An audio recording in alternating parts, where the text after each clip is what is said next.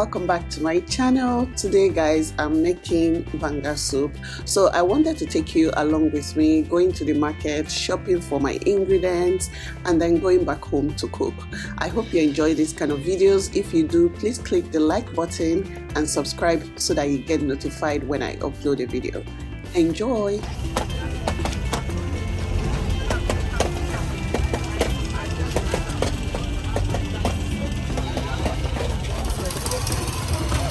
How much last topic?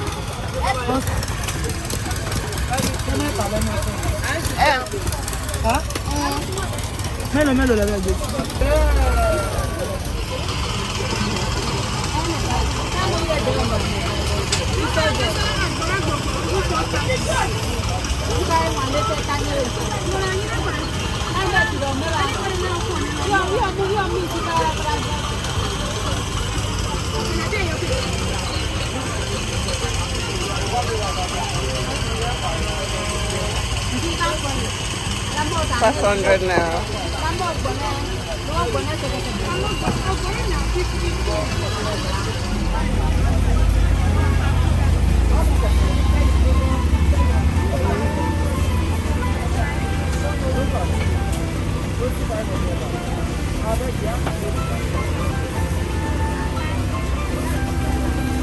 So I'll take I'll take 4. I want to give it to somebody. Why are you looking at me? Because how many times you want to do it? How do you do it? I don't get power to answer 30 I'm money at the answer now. Yeah, bring money come. I will face you. Neighbor, I don't know where to go. Okay, neighbor, go outside. Go carry market.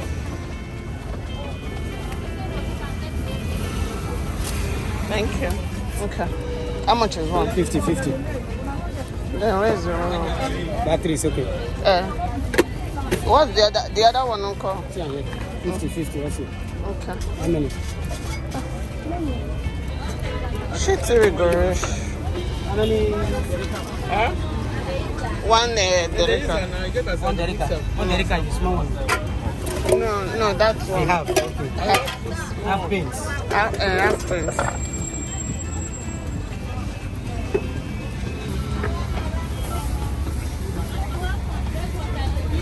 Where that stick for the bangana? There is. Yes, the bangali Beletientien. Need the bikali? No. When I come back, I must get tissue. Look at this one. Who is that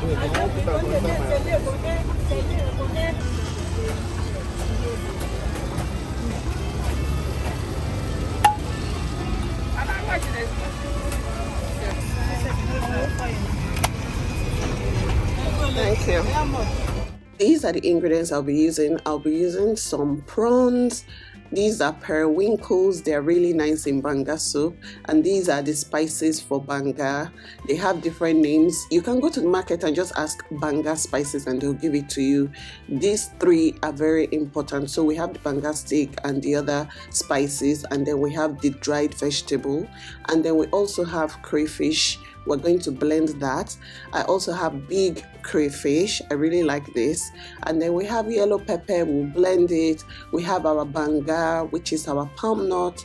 And then I have onion and some dried catfish. I also have fresh catfish for this soup. And then we have starch and pre-made banga spices. I like to add it to my spices because it contains more of the banga spices than what I have available. Now I'm just going to put the banga in a pot, pour water in it and allow it to boil. While it's boiling, I'm going to blend my spices. These spices you can use fresh or you can buy the pre-made ones. I'm just showing you how I use the fresh ones. You just put it in the blender with your pepper, crayfish, whatever you want to add, and then you blend it. It is very aromatic and the aroma just makes me very, very happy. So we're going to blend all of that and then set it aside.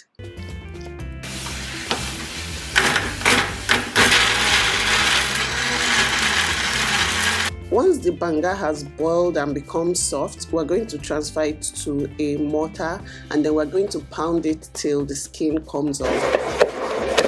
If you don't want to go through this long process of pounding your banga by yourself, there are some people on social media, on Instagram, that sell pre-made like banga paste. You can do that as well.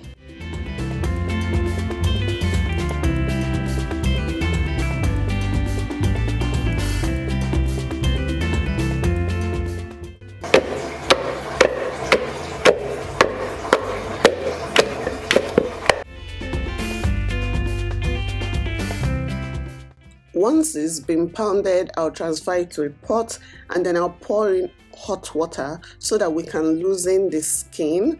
Sometimes you can use your hand to just mix it together, but it gets very hot, so I like to use my spoon to just mix it.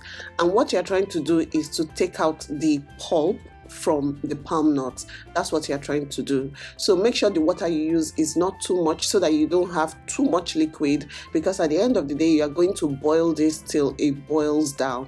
So I'm just using my spoon here to just kind of mix it together so that some of those juices will come out and then we can drain it. Banga soup is one of those meals we eat frequently in my house because I love it so much. It is always in rotation in my food timetable, always. And if you don't have a food timetable, you need to get one now. If you haven't made one for yourself, I have one that you can download. The link will be in the description box. I use a sieve to drain, and I do this process about 2 times.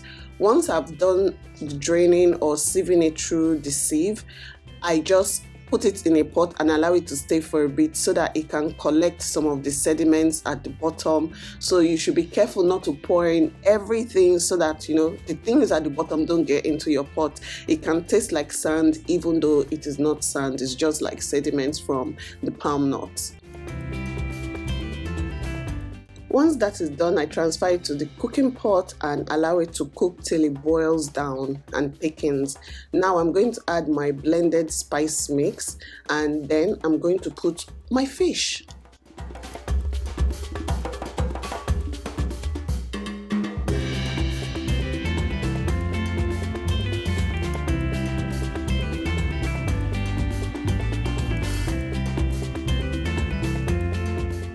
I will add the rest of the spices and ingredients. So I'm adding some crayfish stock powder, I'm going to add some Cameroon pepper, I'm going to add the dry fish that I washed and deboned, and I'm just going to put the Banga Stick and everything inside so that they start cooking and you can start perceiving that Banga aroma. You guys, I was really craving Banga soup. After watching the coronation of the Olu of Warri, I was like, see, I have to be in Warri right now, mentally or somehow. So I had to go and make this banga happen for myself. Now I'm adding the dried vegetables called Beletientien. I'm going to write the names of these spices on the screen so that you can see them and so that you can know what you're asking for when you get to the market. Okay, so I'm just adding a bit of water to loosen the soup, and as you can see, palm oil is floating to the top already. It is looking very beautiful. This is how you know your banga is ready. I'm just going to add some dry pepper, cover and allow to just simmer. We've gotten to like the end, but now it's time for me to make my starch. You put the starch in a pot. People always say, is this the starch for making clothes? It's the same starch, you guys. So you're just going to try to dissolve the starch in water, and I like to use a non-stick pan because it makes it easier to move around. And once I've dissolved it, we're going to add a bit of palm oil. But let's go back to our pot of banga soup.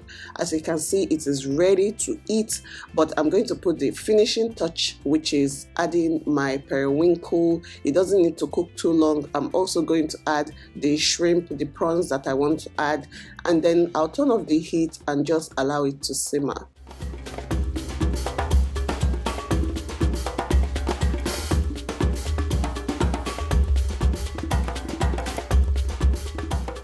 If you're worried that you have too much oil on your banga, you can transfer the oil from the banga into your starch. So you need oil for the starch to give it that vibrant yellow color, and you're just going to keep stirring and stirring till it becomes thick.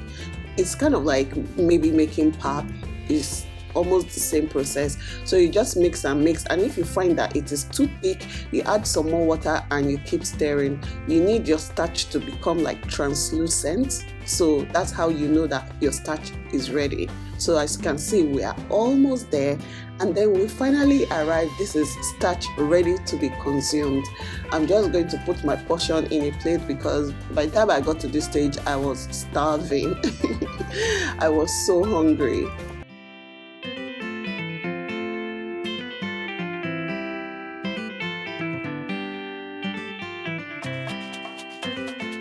The texture of my banga soup is a bit loose, and this is intentional because after we warm and we serve per person, we like to use our clay pot. So I use the clay pot to thicken the soup, and if you want to add like extra ingredients like shrimp and maybe something else, you can add it at this stage. It thickens the soup and it gives it a very unique flavor. I served my portion and this is just how I like it. I was so hungry, you guys. By the time I got to this stage, I was like, see, nobody should disturb me.